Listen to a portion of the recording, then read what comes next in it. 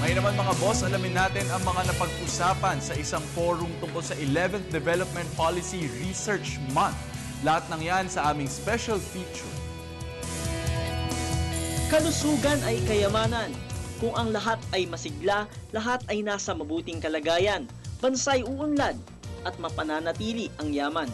Kamakailan lang ang Department of Health at ang Philippine Institute for Studies ay nagtulong upang isulong at ipagdiriwang ang ika-11 Development Policy Research Month o DPRM. Layunin nitong paigtingin pa ang kaalaman ng mga tao at ang pagpapahalaga sa kahalagahan ng pananaliksik ukol sa polisiya, programa at proyekto ng gobyerno. Kaya naman para sa kanilang tema ngayong taon, nakapokus ito sa pagsasaayon sa pangangailangan ng mahihirap sa pangkalusugang serbisyo sa kabila ng pag-unlad ng ekonomiya ng bansa. Tinitignan namin kung ano ba yung mga nasa research agenda. Kasi taon-taon, meron na kaming research plan eh.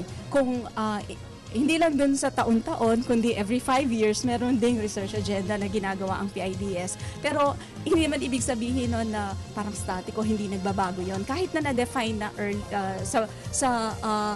beginning ng taon kung ano yung mga gagawin namin, pwede pa rin namang magbago yun. Kasi lalo na kung merong biglang lalabas na uy, importante ito at hindi na isama sa agenda.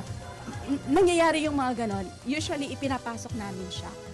So, yun yung una, based dun sa aming research agenda, based dun sa aming research plan. And then, syempre, tinitingnan namin ano yung mga relevant topics at gaano ka-timely ito. Ang diskusyon ay tulong upang maisiwalat o maipaalam sa mga Pilipino ang estado ng bansa pagdating sa sektor ng pangkalusugan. Kung ano ang suliranin, kung papaano ito tutugunan, kung ano ang ihihinto o ipagpapatuloy ng pamahalaan.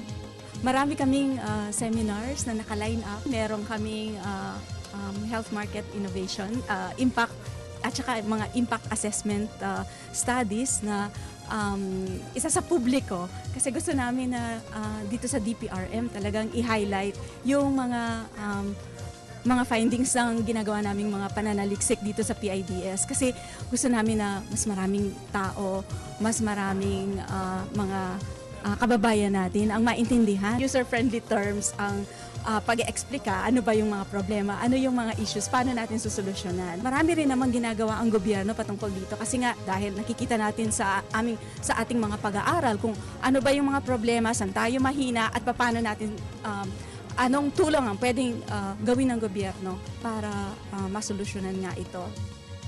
At syempre, hindi mawawala ang media na walang sawang susuporta at magkakalat ng balita, impormasyon at kaalaman.